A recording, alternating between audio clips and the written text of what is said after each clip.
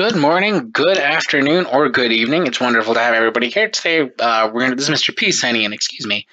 We're going to be doing section 11.5 for our guided out surface area and volume of cones. So a cone is a three-dimensional figure that has a circular base and a vertex that is not not on the same plane as the base. The height of the cone is the perpendicular distance between the vertex and the base. It's not unlike a pyramid. There we go. So there's your vertex. The height is that distance there. Of course, you can have an oblique cone as well. Is there a picture of that here? Yeah, there you go. There's one right there. This one right here is oblique. Same idea. The slant height is an important part of this, which is the distance between the vertex and a point of the base edge. Here's what I think of it. The slant height of a cone is the distance you would slide if you were standing at the top to the bottom. Woo! Yahoo! Sliding down. And the height is how far you would fall if the top caved in while you were standing there waiting for the slide and fell to the bottom like thud. The lateral surface area of a cone consists of all the segments that connect the vertex of the point with the base length. That is, it's the part that's not your circular base. That is this thing right here. When you cut along the slant height and lay the right cone flat, you get the net shown below. In the net, the circular base has an area of pi r squared, because it's just a circle. And the lateral surface area is the sector of a circle, which is kind of difficult to justify the formula we're about to give you for the surface area. But you can imagine, you know how to find the area of a sector. The only problem, of course, being what is the measure of that arc. But let's talk. So the surface area of a right cone is the area of the circular base, which is pi r squared, plus that lateral base, which turns out is just pi times the radius times the slant height. And that's why that slant height's important. The volume of a cone, surprise, surprise, is just like the volume of a pyramid, but the problem here being that the base is a circle now, so we actually know the area for any circle is pi r squared. Come back, there you are. And again, the height is the distance you would fall if you fell off the top. Didn't this, that kind of happened in The Lord of the Rings, right? Where that guy was all mad because his son was alive, and he was just like, oh, and he was, oh, did I already make that joke? Oh, well. Finding the surface area of right cones. Find the surface area of the right cone. So the cone, the surface area of that cone is going to be pi r squared for the area of the base, plus pi r l, pi times the radius times the slant height, which is the area of the lateral face there. So we're going to go pi times the radius, which is 3 squared, plus pi times the radius, which is 3, times the slant height, which is 5. Now 3 squared is 9, so it's 9 pi, plus 3 times 5 is 15 pi, which is equal to, well, we can add 9 pi's and 15 pi's, and you get 24 pi's.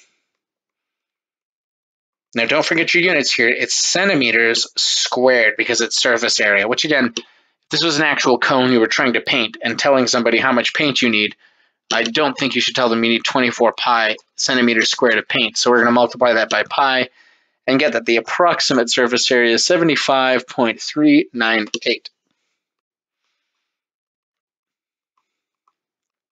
centimeters squared.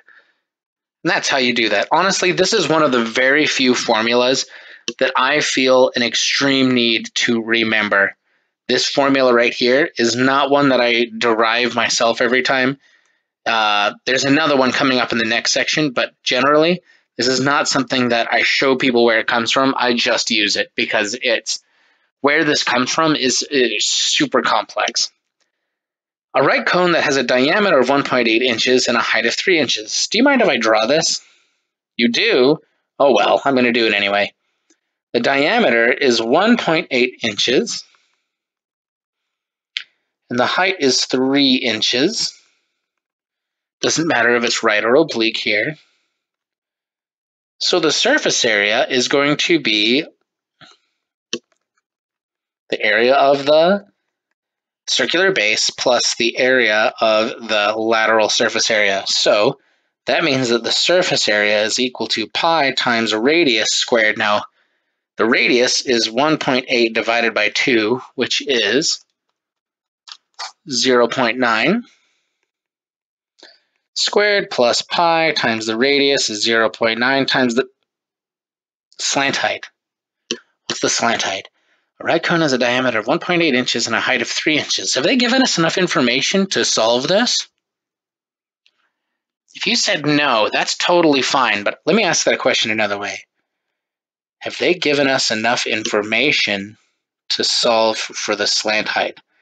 And it turns out they have, because that's a right triangle where one leg is 0.9 inches, one leg is 3 inches, and then the hypotenuse is unknown. So we're going to do 3 squared plus 0.9 squared is equal to the slant height squared, because it's a right triangle.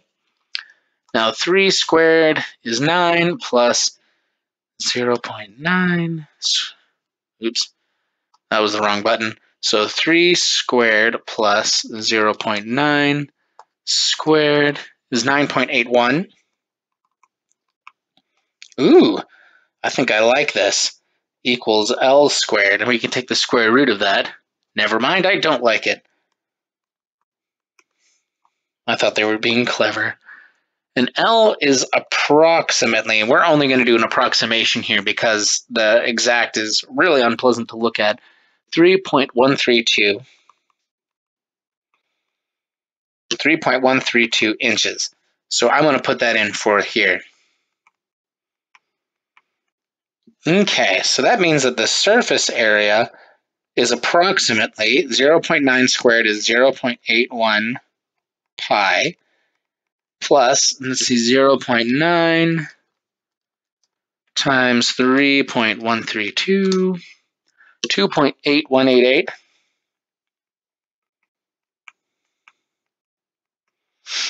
Which, if we put that together, 2.8188 plus 0.81, and I get that the surface area is approximately 3.6288 pi inches squared. Now, I know what you're thinking maybe. Why is that already approximated up here? It's because this is an approximation. That 3.132 is actually an approximation of the surface area because we needed to get an approximation for that slant height. If you want to imagine for a second what this would look like if we wanted the exact for some reason, you would have to replace that with the square root of, what was it, 9.81? Which you would want to have, in order to make it in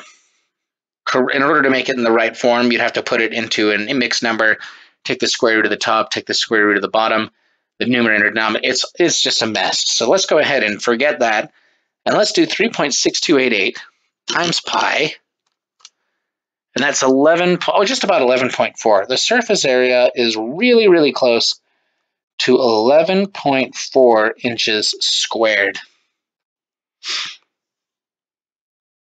I like how I try to put a box around these when they're all tilty. Hooray!